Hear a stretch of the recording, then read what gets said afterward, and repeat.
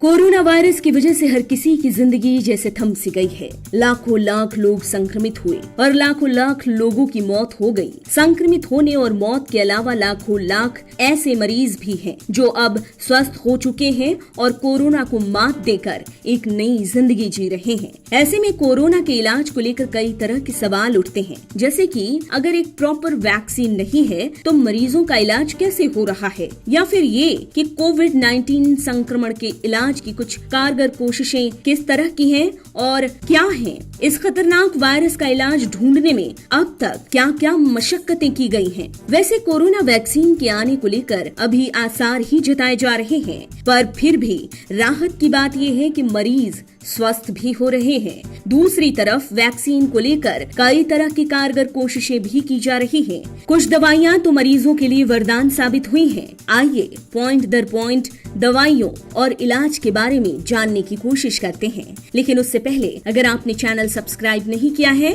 तो channel subscribe कर लें, बेल आइकॉन दबाना बिल्कुल न भूलें। वीडियो पसंद आए तो लाइक करें, कमेंट करें और शेयर करें। इलाज की खोज में अब तक क्या क्या हुआ। अब तक दुनिया भर में वैसे तो 150 से ज्यादा दवाइयों पर रिसर्च किया जा चुका है, जिसमें कई पहले से ही प्रचलन में हैं और इन्हें कोरोना पॉजिटिव लोगों पर आजमाया गया। ब्रिटेन में विश्व का सबसे बड़ा क्लिनिकल ट्रायल जारी है। इसे रिकवरी ट्रायल कहा जा रहा है और 12,000 से ज्यादा मरीज अब तक इसमें शामिल हो चुके हैं। पहली बार इस ट्रायल के जरिए पता चल पाया कि डेक्सामेथासोन कोरोना से संक्रमित व्यक्ति की जान को बचा पाने में सक्षम हो सकती है। अब जानते हैं कि किस तरह की दवा काम की हो सकती है। दरअसल अब तक 3 तरह की दवाओं को आजमाना जारी है। पहला, एंटीबॉडी ड्रग्स। ये कोरोना वायरस के बॉडी में रहने की कैपेसिटी को सीधे प्रभावित करता है। दूसरा, ऐसी दवाएं जो रेजिस्टिव सिस्टम को रिलैक्स्ड कर देती हैं। जब मरीज की रेजिस्टिव सिस्टम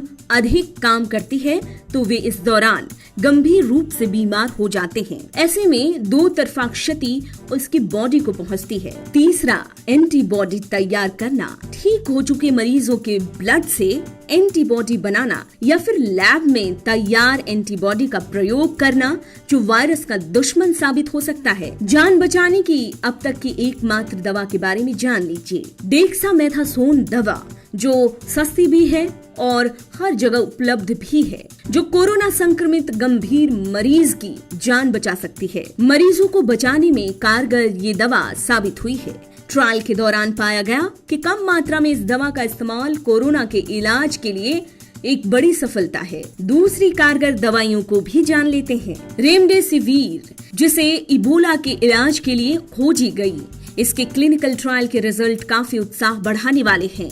अमेरिका के नेतृत्व में इसका दुनिया भर के 1000 लोगों पर क्लिनिकल ट्रायल किया जा रहा है। इस ट्रायल के दौरान इस दवा की वजह से 15 दिन के बजाय 11 दिन तक ही कोरोना के सिम्टम दिखे। कोरोना वायरस के इलाज में क्या HIV की दवा कारगर हो सकती है? इस सवाल पर चर्चाएं तो खूब हैं, पर स्पष्ट कुछ नहीं। ऐसे प्रूफ नहीं है कि कोरोना वायरस के इलाज में HIV की दवा लोपिनावीर और रिटोनावीर का असर दिख रहा है। लैब में किए परीक्षण में ये जरूर पाया गया कि ये काम कर सकता है, पर उससे जुड़ी स्टडी निराश करती है। मरीजों में HIV की दवाओं से कोई सुधार होता नहीं देखा गया। कोरोना वायरस के खिलाफ क्या मलेरिया की दवा प्रभाव डालती है? इस पर भी चर्चा काफी हो रही है, पर इस पर भी स्पष्ट कुछ नहीं है। सॉलिडेरिटी ट्रायल और रिकवरी ट्रायल जो मलेरिया की दवा को लेकर करने की कोशिश की जा रही है। क्लोरोक्वीन और उससे बने हाइड्रोक्सी क्लोरोक्वीन के वायरस रेजिस्टेंट और इंसान के रेजिस्टेंट सिस्टम को शिथिल करने की क्वालिटी मौजूद है। आर्थराइटिस में भी हाइड्रोक्सी क्लोरोक्वीन का प्रयोग किया जाता है। ऐसा इस वजह से क्योंकि ये इम्यूनिटी क्षमता को नियमित करने में कारगर हो सकता है। पर रिकवरी ट्रायल में पता चला है कि हाइड्रोक्सी क्लोरोक्वीन कोरोना के इलाज में किसी तरह का मदद नहीं पहुंचाता है। ऐसे में इसे ट्रायल से बाहर कर दिया गया।